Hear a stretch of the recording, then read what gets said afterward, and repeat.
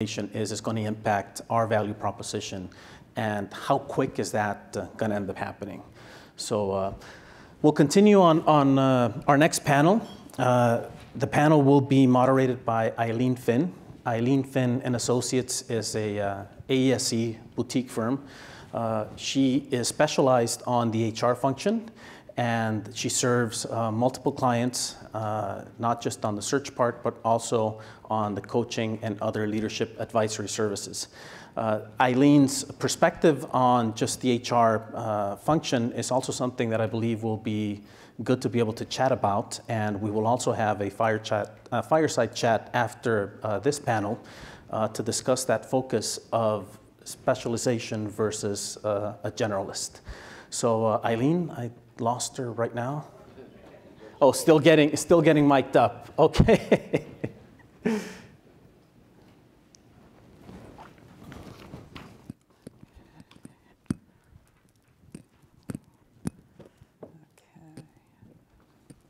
So thank you, Eileen. Okay, thank you, Jose.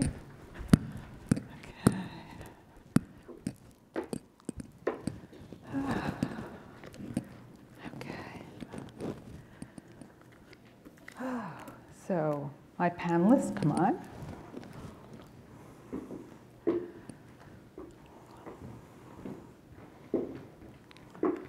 Bertrand, you can be a thorn between, what is it, two roses, or whatever it is, a rose between two thorns. Okay. So, given that this conference is all about disruption and innovation, as I thought about putting this panel together, I thought about, are we talking about disruption out there, or are we talking about disruption within these companies and all of our clients and what they're dealing with? So I think we're going to deal with both on this panel. And before I introduce our panelists, I just wanted to lead in by a few areas where I think we are seeing turmoil and disruption.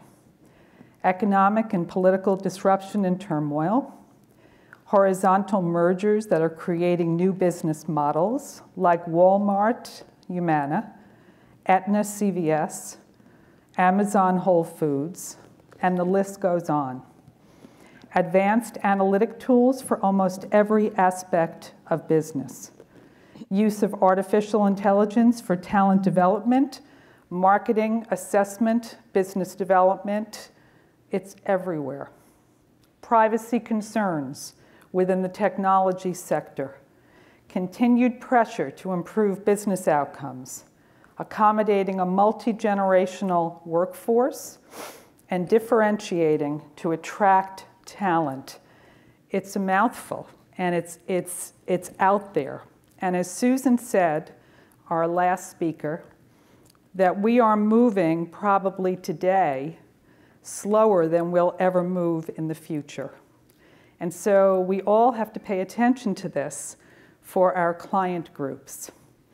So the objective of this panel is to talk about how these representatives of these companies and industries are dealing with disruption out there, how they define innovation within their companies, and some of the aspects of how they use executive search and what they look for within their executive search partners. So let's begin. So our panel today will discuss how they're adapting to this changing landscape. We have Courtney Hagen from LVMH, representing luxury and fashion. We have Bertrand Kimper, representing J&J, obviously pharma and healthcare. And then we have Jamie Jacobs, who is with American Securities and has, which is a private equity firm. And then Kerry Van Voris, last but not least, who is with Oscar Health, which in itself is a disruptor. So I would ask each of our panelists if they can tell us something about themselves that that may not be on their bios. Can we start with you, Courtney? Yeah. Okay, well, it's nice to meet you all. As Eileen said, I'm Courtney Hagen, the Senior Vice President for HR for LVMH, Moet Hennessy Louis Vuitton. We have 70 brands that are a part of our portfolio in the luxury space. And something that is not in my bio that I'm trying to think along the theme of disruption, perhaps, is, that I've recently joined the board of a company that is disrupting in the recruiting space called ExecThread, and I think that's something we may speak about a little bit more later. Yeah, okay. Bertrand? Yeah, happy to be here. I'm Bertrand Kimper. I've been with J&J 3 years, and prior to J&J, I was on your side because I spent the largest part of my career in boutique and large search firms between Europe and the US. So something that you may not know in my bio, I have a passion for mid-century furniture, and I have an online store of mid-century furniture, vintage from Denmark and Netherlands. So, and happy to be here. Great. Jamie? Hi, yes, Jamie Jacobs, nice to meet everyone. As Eileen mentioned, I work for American Securities, which is a private equity firm, and we utilize search a little differently because I work across our portfolio, which currently is 23 companies, but it ebbs and flows depending, obviously, on the cycle of companies we're buying and selling, et cetera. Something about me that's not in my bio is I'm a little, my husband would say, addicted to exercise. So I like finding all different exercise classes around the city. And fit them in between my kids' schedules. Hi, I'm Kerry Van Voris. Nice to meet you all. Like Eileen said, I work for Oscar Health, an insurance startup is what we call it, although we've grown so much that we no longer feel as much like a startup as one might think. Gosh, I don't know. A lot is probably already in my bio. I think the biggest thing as I think about disruption is like, I have touched startups a bit throughout my career, except this is my first time where I've actually been in an operating role in a startup. And so I'm just looking forward to talking more about that. Okay. So I guess the first question might be, what out there is perhaps disrupting your business?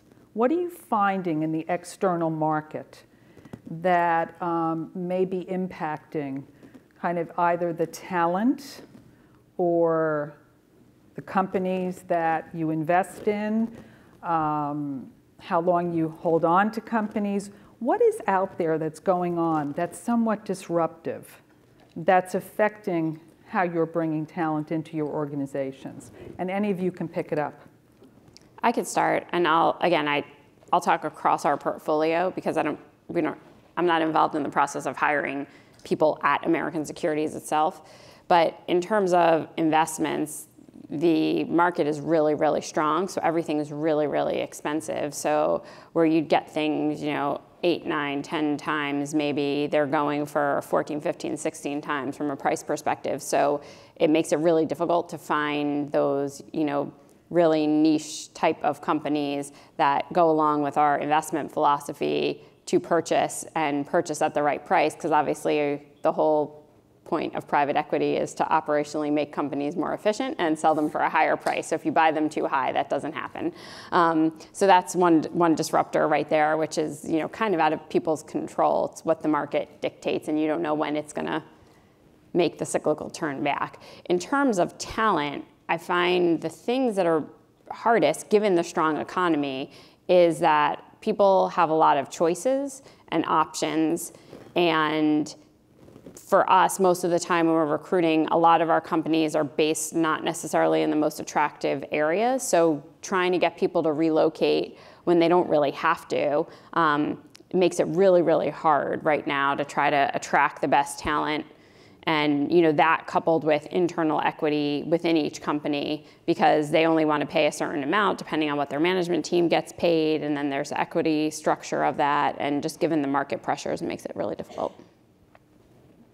Kerry, do you want to start? Sure. Yeah. So we're reading lots in the news about Mark Zuckerberg and Facebook, and if I think something that is disrupting some of the talent. For us, it's those that want to work for like an ethically strong, mission-oriented company. And so when we're trying to attract talent, it's actually one of the biggest areas that we can focus on in order to get that talent. And what we're finding is that a lot of individuals are putting that at the top of their list. Even engineers who have been known to have other motivators as the things top of their list. But mission is starting to creep up there, both with super smart people and really hard problems. So that's how we're kind of seeing stuff in the news disrupt things in a good way for us. Well, it's interesting because when you and I spoke in preparation for the panel, you talked about engineers within your organization. And I was thinking, well, when do you hear about an engineer sitting in an insurance company? So that in itself, in the way it's configured, seems very disruptive and maybe to a certain degree innovative. Yeah, I mean, one of the biggest things that Oscar is doing that differentiates us from other health insurance companies is we built our own technology platform to service our members and our customers. Right. So essentially, it helps us manage our network better. It helps us actually provide great health coverage to our members. And so we have several hundred engineers who focus on that, and then the virtual experience for our members too. So. And hiring engineers is one of our most important things. Okay. Courtney? Well, you mentioned, Eileen, at the start of your speech, a couple of the things that are disrupting my industry the most, which is retail. And some of these giant retail mergers. Amazon, obviously, is a huge topic of conversation for us. We currently do not, we used to say we currently do not sell with Amazon, but following the Whole Foods Amazon merger, Whole Foods was actually the fastest growing vendor of Veuve Clicquot champagne. So we now do sell on Amazon, which we did not, and had intentionally stayed off before, even if things were being sold through the gray market. So for us, given that in the US, 76% of our employee population works in retail, and retail is an industry that is kind of, is really feeling a lot of disruption right now. We have to look for talent that can help to drive the innovation, that can continue to bring people in and give them the kind of an experience in a store that they seek us out for, that they choose to buy from an LVMH brand store versus through an Net-a-Porter or through an online provider. And we also need to be thinking about how we attract that talent. And working, I think, on our side, what we find working with our hiring managers to understand that we're not necessarily going to find the digitally minded, kind of technologically savvy talent of tomorrow sitting inside our luxury competitors. This is not a space in which the luxury industry has been on the cutting edge. So we need to think about our talent and who we hire a little bit differently, not just looking for people who are kind of cookie cutter coming from the industry. And you mentioned, having engineers in an insurance company. We also have engineers inside our beauty companies, and how do we continue to make that dynamic and interesting for them and to be an attractor in a very competitive field. Bertrand? Yes, I would add that the competitive landscape is changing, evolving in healthcare. J&J is a very diversified business with consumer med device and pharma, but our competitors are changing. They are no longer the top 5 pharma, top 5 MD, or top 5 consumer companies. They are also the tech giants, and we have to adjust. We are also looking for engineers, and we have to really rethink the model on how we attract talent and really build the story, because J&J by default is always considered as a consumer good company, and actually it's a strong pharma organization. So we have to really adjust, tell the story differently, and also prepare the organization to face future challenges with capabilities that we never had in the past and we will require to have in the future to be successful. So it has been an interesting shift in the way we approach talent and the way we tell our story as well. So I am aware of J&J's credo. Am I saying it correct? Correct. Okay. Which is really their mission statement, and they hire against it, and they run their business. is that changing at all with the type of disruption that you're dealing with? That's a good question. The Credo is 75 years old, but it's not changing and still very, very vibrant Can today. I say it very simplistically, see if I can get it right? That it literally prioritizes who J&J serves. Correct. And so they serve their patients, their employees, their, Doctors, nurses. Yeah, doctors, nurses, and the shareholders. What was amazing to me is the shareholders are the fourth area, because the feeling is that if they get it right in all of the other areas, the shareholders will benefit. That is correct? Yes. Correct. So is it changing? So I would say the Credo will not change, is not changing. I think it's still very vibrant in the organization. The interpretation of the message may change when you think about making sure that your partnership get a fair profit and putting innovation first and foremost in your strategy. This would be defined in the future. But I feel like the core DNA of the organization and the Credo that you define, Eileen, is still here to stay. Obviously, we'll have to translate it in a language that would make sense for the next generation. So we've talked about disruption. What about innovation? What's happening within your companies where you could say, you know, it's a tipping point, or it's, you know, we're moving in another direction? Is there anything within the organization and within talent acquisition, executive search, although I think executive search is a little bit behind maybe where the talent acquisition function might be in terms of innovation? Any of you want to jump into that? We'll start. In talent acquisition per se, I feel like because things are evolving, people have more access to technology. And if you can get a taxi on your phone, you can still hardly track your application through your phone and know exactly where you are. So J&J has tried to disrupt that with the launch of Shine, which is almost a lifetime portal where you know exactly where you are in the process, and it does provide you as well content that is appropriate for where you are in your recruitment process. So it's a piece of innovation. Usually, big companies, ATS is almost a black box. You send a resume and you wait and nothing will happen. But here we try to keep the same level of transparency that you have in an e-commerce platform, or even when you order anything online, to really implement that to a recruitment methodology. Okay. Anyone else want to jump in? Yeah, I think one of the things we're trying to mirror is the member experience. From a talent acquisition standpoint, we're trying to mirror our Oscar member experience. So it's kind of, you know, this year's focus to think about how we are super innovative for our candidates when they come in. So Oscar places such a premium and focus, obviously, on like making sure our member experience is completely streamlined and virtual, accessible, simple, easy. And that's just something that we're trying to innovate and do in the candidate space.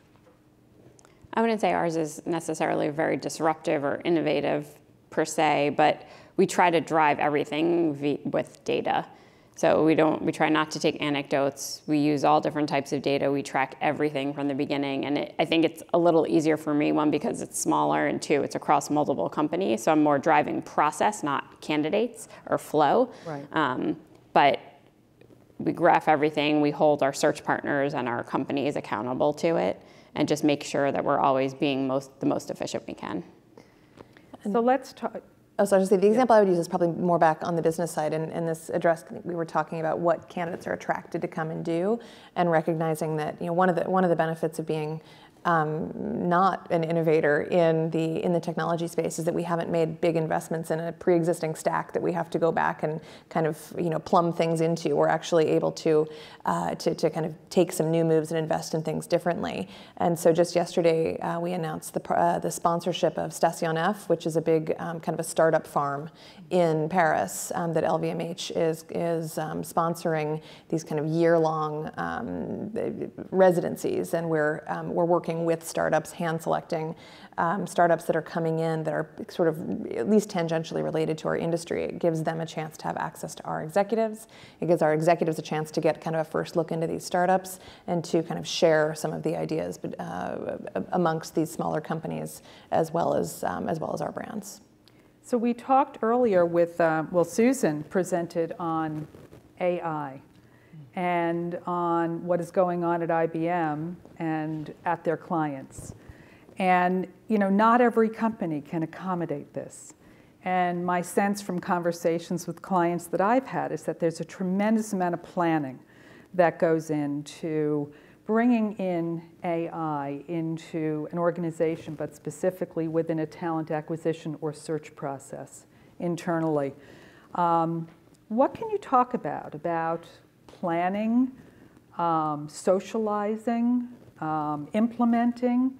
What are your companies doing with tools that would be in the AI space? Maybe not too much. Sorry. So AI is everywhere.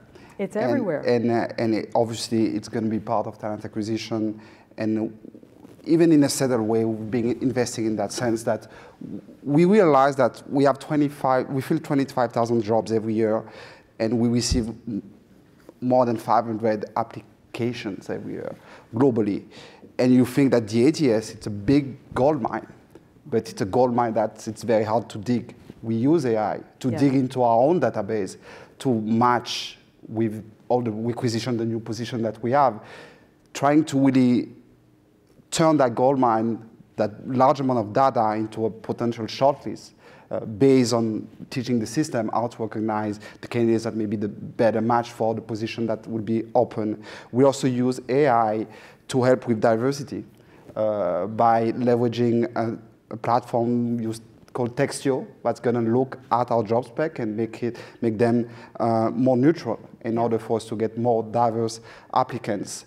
And that's the beginning of the story. I think that AI is everywhere. We want to use it, but obviously will not replace us, I hope. Okay. Well, The Economist, this, I want to say this month's issue, had AI as the cover story. And J&J was mentioned, and it was specifically around the talent acquisition function, how AI was helping to sort candidates. They talked about Workday, and Workday being able to, with a fair degree of accuracy, identify employees that were at risk of leaving based upon PTOs, vacation time, and a variety of other indicators. And so companies are using that information and talking to these employees and trying to retain them. I mean, Accenture is doing the same thing that J&J is doing around the sorting of candidates. So I think it's everywhere, which leads me also to talk about sort of social media. If AI is not necessarily ubiquitous within these companies, there is a planning process. And so in 2002 and 2003, LinkedIn was considered to be innovative. That is when it was launched, and I think it set the world on fire. Over that following 5 years, people were trying to figure out how to use it. It was fantastic. Well, now LinkedIn isn't so innovative. We just take it for granted. And so I think Susan said that in 3 years, we're going to be at a different place altogether than we are today. So do any of you kind of feel that way about your companies and your businesses, about the planning for what's coming next within your companies around useful tools that are going to make your functions more effective? I think certainly from a predictive analytics point of view, when it comes to using the data that we have on our employees, a little bit like Jamie, I actually work across a portfolio of brands, and so we don't have we have some centralized functions and some centralized information, but we also have a lot of things that reside within our individual brands, and we're starting to look at how we can partner. What can we take that we do know, that we can understand what the patterns are, when it's sort of like you were talking about PTO, but it's also looking at performance reviews and looking at, you know, someone being promoted, if they get, you know, a high score on their performance review two years in a row, but with no mobility to another role with no change, you know, then you can see there's a higher possibility of potentially of a succession risk or of a retention risk in that case. So I think that being able to see some of those predictive analytics inside the company is certainly where we are right now. Yeah. And then thinking about what's next from a talent acquisition view will follow. Bertrand, do you have a point of view on that? I feel like is it too late when I say that 3 years is just right there? Yeah. And I feel like when I look at the conversation that we're having now on talent in the organization, we are looking at capabilities that we didn't have in the last 2 years that we'll need in next year. And I feel like it's very challenging. Yeah. So I'm not sure our business will be totally disrupted, but what I'm sure is that we will have to be more innovative, we'll have to be more agile, we'll have to enhance the partnership with our organization in order to face the challenges of the future. Jamie, any sense of, and I know your business is a little bit different. Yeah, I mean, I looked at predictive analytics over the past couple of years and trying to figure out ways that we could potentially use it to implement. The problem for me is because it's on a smaller scale to try to balance out the cost of implementing something and the result of what it could potentially do. Is it really worth it or not? So we haven't quite gotten there yet, but it is definitely something that's top of mind. It's something that I think about a lot and how it could potentially work and give us some other flexibility and different insights. Kerry? I'll kind of answer it more on the social media scale and going back to what you said about LinkedIn. I'm constantly thinking about, you know, how our talent is hearing about Oscar, and whether that's ads in the subway or Twitter or LinkedIn or Facebook or Glassdoor, which I'm sure a lot of folks in this room are either familiar with or are focusing on. And I'll say that, you know, we started focusing on Glassdoor after really ignoring it for the first several years of Oscar's life. And we started to focus on it over the past year because people were looking at it and we were getting all these views and we hadn't paid any attention to it. We hadn't answered negative reviews, we hadn't responded to positive reviews, and even just starting to do that has given such an uptick as far as like how we are perceived on Glassdoor itself. Whether that perception is reality, I think, you know, we're still finding out, but you know, that's been one kind of transition we've made. I remember when Glassdoor was just sort of up there and it was critiquing different companies. But are you saying that it's more useful than that now? Is it more useful? It's useful. It's useful to me from, you know, a people leader standpoint because I get to see what current employees say. I get to see what candidates say. I get to see what employees who have left Oscar say that they won't necessarily share in an exit interview. And then from an attraction standpoint, it's a necessity for me and my team to pay attention to it and make sure that we are kind of correcting not even correcting, but like responding to negative reviews. Because people who think about joining the company, they actually go out there and they're like, I saw that your CEO rating out there was a 4.5. That's good. What's Mario really like, you know? So that has, I mean, it's part of our daily rhythm now, you know, looking at that. Well, and they, you know, they would also tell you that they're one of the fastest growing job application sites out there as well. And so, you know, we are seeing and we're looking at what the applicants look like who are coming from Glassdoor versus through some of our other channels. You know, I think that it's one of the things, I'm going to get the statistic a little bit wrong, but I think it was something like every job applicant consults 12 different sites, 12 different sources of information about one company before they make a decision to go to that company. So having that information about who you are as an employer in multiple places and multiple ways that people are going to use it, is enormously important. We're seeing that with some of our brands really taking an active role on Instagram and talking about life at whichever brand it might be. Life at Sephora is one of our big accounts. But there's an expectation from our candidates and our employees, especially here in the US, that they're going to be able to talk about what it's like to work at this brand. And for a luxury company, that's pretty new. We've had a lot of control in the past over how we message about our brands, and we've really had to make a shift and embrace the fact that our employees can be advocates and representatives, and need to be, for our potential talent acquisition needs. So Courtney, you mentioned in the beginning that you had just joined a board. Can you tell us more about that, because it is under that umbrella of social media? Yeah, it's under the umbrella of social media. It's also really under the umbrella of AI. So ExecThread is a startup platform that uses crowdsourcing and kind of a give-get model for members to share information about jobs.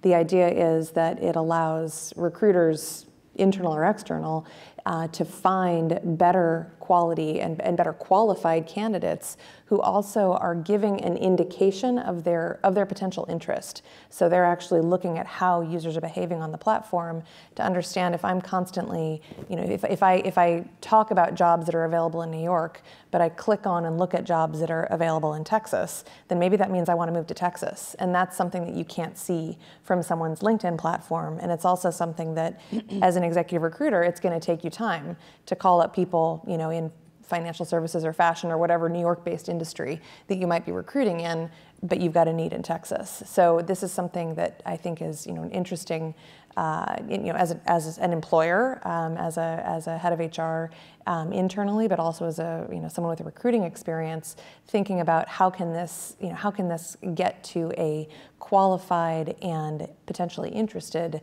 set of great candidates faster. So when we were putting this panel together, my first or second question to the panelists were, do you use executive search in your business? That was sort of a prerequisite. And each one of them said yes, given the crowd in the room. So, so let's start on that segment of the panel discussion. How and when do you utilize partnering with an executive search firm? I could start. We do for every search that we facilitate, because most of our companies don't have a very robust HR team. Most of them don't have any type of recruiting function at all. Some of them do a little bit have talent acquisition, but not many. So we're also mostly doing C-level search or just below the C-level. So again, because we're facilitating all of those searches, I need to have search partners that are going to do them. And our companies are spread out all over the US. So we use it always. Jamie, partner. Tell me the segment. Where does your firm play within private equity? So we're middle market private equity. We invest in companies that are the best in their class, functional space, however you want to call it. But we always invest in the #1 company that does something niche or specific. For the most part, but always middle market, so about 50 to 250 million EBITDA is our target. I see. But we are also industry agnostic, so we have companies that are healthcare, we have services companies, we have industrial companies, we have learning companies, it depends. Okay. Anybody else want to jump in? We don't have an executive search function at Oscar, so we use search firms for every kind of VP and C-level role. So across the board, we pretty much built out our current C-level suite through executive search. Sometimes we'll get lucky with an internal referral on a VP, but it's very, very rare. We have medical director searches out, right now, kind of, in the areas, in the states where we have insurance, et cetera, but we use executive search for everything. Bertrand? So yes, we do. We have roughly 200 moves at the vice president level at J&J every year. 120 of those will be filled internally. And for the remainder of the 80, we will do some in-house and partner with search firms. And we clearly use 3 criteria. One, is it confidential? If it is, happy to give it to search. Yeah. Second, does it require expertise that we don't have, niche market? And the third is the bandwidth. Can we take it and be successful? Right. But yes, we do. Okay. And Courtney? Yeah, we probably use similar criteria to what J&J uses. So when we are at the central LVMH holding company level, when we're involved in a search, it's generally a president or a president's direct report that we're involved in, because those brands have their own HR teams that are doing the searches and the recruiting work at the VP level and below inside those searches. So we're doing things that are kind of critical to the corporate organization. About 70%, 75% of the time, we'll be partnering with a search firm for that. I do have a person on my team who has expertise, particularly in the fashion and luxury space, which is quite particular. And so there are times that we're probably going to know it better than anyone, and we don't have off limits. But again, if it's confidential and if we don't have the bandwidth, and if there's a particular area of expertise, almost on the flip side for us, if it's an area where we don't have particular expertise, we have particular expertise in merchandising, wholesale, some of the functions within the fashion industry. But there'll be times for a general manager, we'll often go to the outside. What services do you use? Is it just search, or do you use the other ancillary services such as leadership consulting, assessment, coaching, anything that goes beyond the search process? Yeah, for all of our C-level searches, we mandate additional assessments. So we do use different types of assessments. We'll use an online assessment usually at the beginning of a process, and we use, usually GH Smart or something similar towards the end of our processes for finalist candidates. And then otherwise we use search. The other things that I'm starting to look into, and I don't know if this is really disruptive or not, but I'll play on that theme, is just alternative ways of sourcing and research. And there are some companies now that are starting, that they just focus on that and how they do it. So, as you mentioned before, Eileen, with LinkedIn, and everybody knows, LinkedIn is kind of a given. If a search partner tells me that they only use LinkedIn, I don't use that search partner. I feel like what alternative ways and how else are you going about candidates? Because yes, you might have a more advanced version of LinkedIn than I do, but how else are you really getting at the specific type of candidate that I need in this location with this background, et cetera? Okay. We would love to use ancillary products. We absolutely would love to. I think given the stage where Oscar is, where we're just focusing on growing the business and just making sure we're responsible with the money of our investors right now, we're not quite there yet, but as we grow, I really hope that that's something we're able to do. It's interesting because the life cycle across all 4 of you is so different. Startup, you've got a portfolio of companies. Bertrand, you probably have the most mature business, but yet you're doing so many things around AI and bringing in sort of innovation into the talent acquisition function.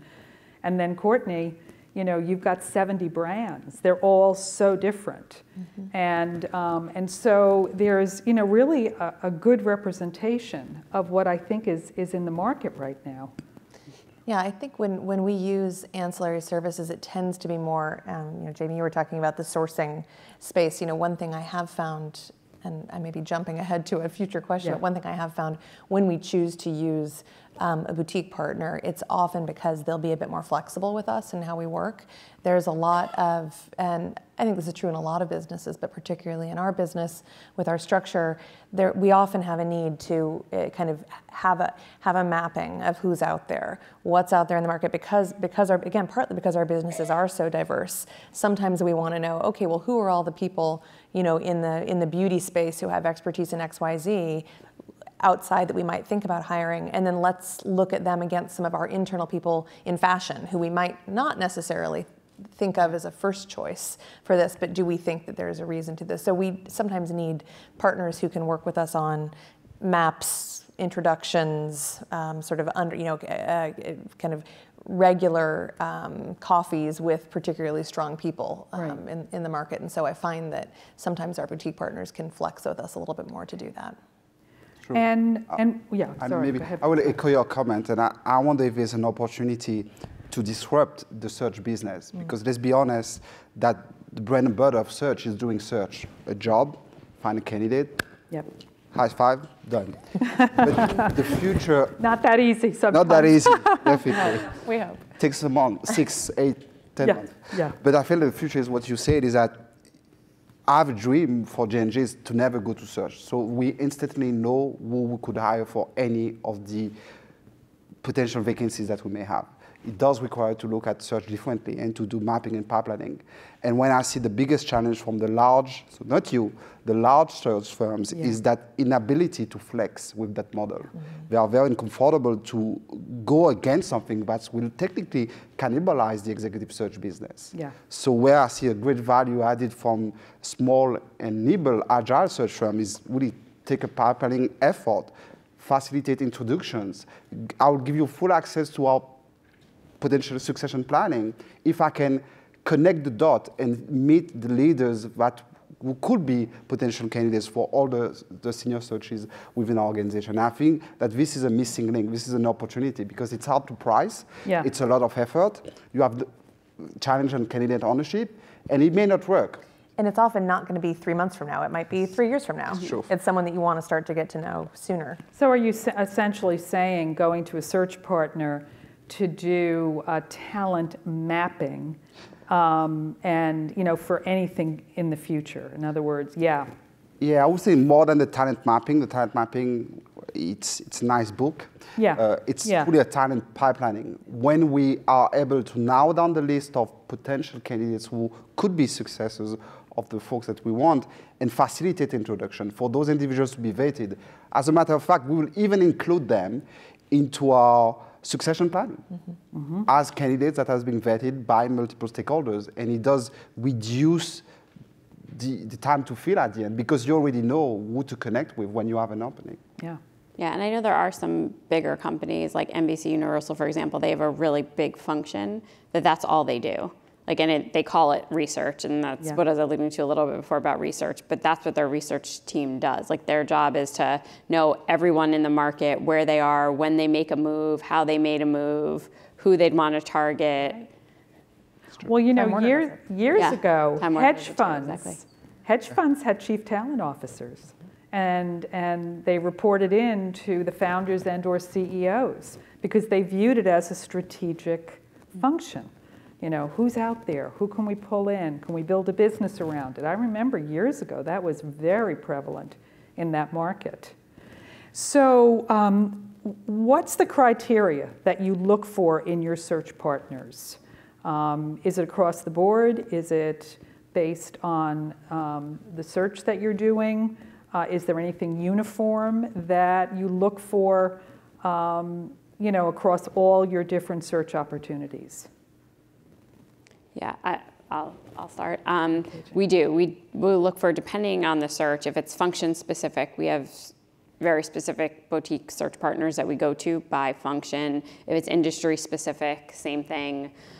Sometimes we will use one or two of the larger search firms on occasion if it's, again, for a specific role and function that we know we've had success with. So when I was saying before about our data, we track time to fill, and that's from like the day we call them to the day a person is in the seat, every interview they have, et cetera, in terms of what those time frames are. We also track recruiter performance from the perspective of the portfolio company. We collect data on this candidate once they're in the role. We track their assessment, feedback, et cetera. So our search partners that have the best data we go to most often. And also, you know, Courtney, to your point, those that are willing to be flexible with us, because we do somewhat have a very specific process, but it's not necessarily always the way that the recruiters want to work. So as long as they're willing to do it my way, then that makes it much easier. And do you have a uniform dashboard? Yes. Yes, that you ask your search partners to utilize. And is all of the above on that dashboard? Yeah, there's data at the front. It's formatted a little bit differently, but it's a standard report that has a data section and then how we look at candidates and how we track them as they move through the process. Our reason for standardization is more because if one of our companies is doing multiple searches with different types of search partners, we always want it to look the same to them, so they're not getting 4 different types of reports and feedback and it's done differently for each one. So this way it standardizes it for them. Anyone else? No? One of the big things I look for when I'm bringing on a search firm is just like willingness and ability to really understand our culture. And so while expertise and depth in the type of role we're looking to fill is really important, we're also, we're a newer company in an industry that was pretty ripe for disruption. So being able to understand, what makes Oscar different from a cultural standpoint is super key for us. So I want to turn to the audience and ask, is there any search consultant who has done search work in artificial intelligence or data analytics? Okay. 4. Well, either for or in, looking for those roles. So can you tell us, because in a room of over 100 people, there's 3 hands that went up. And yet we have from Susan's presentation to our panel looking at data analytics, artificial intelligence, there is seemingly going to be a growing need for this type of capability. So what do you find in that market that could be helpful to our panelists and to the audience? I don't mean to put you on the spot, but you raise your hand. Don't worry. No, I'm an owner of a Dutch company, an executive search company, and we worked with a big insurance company in Holland who said we need to do something about big data or marketing intelligence. Could you help us? Can you scan the market? So that's what we did. And one of the biggest beer brewers got hold of this information, and they also said, well, if the insurance company is doing this, maybe you can help us in doing that as well. So in the meantime, we've been helping them set up big data teams or market intelligence teams throughout Europe. And what we find out is that we first looked for dedicated quants coming from different backgrounds who have some IT knowledge, who are very creative, and all of a sudden that's transforming into a much more elaborate group of people who can work with data. But the first initial people who we've placed in those different companies have those quantitative backgrounds. So you're almost spawning Yes. a future talent pool. Exactly, yes. Yeah, it's interesting. Yes. Yeah. Jose?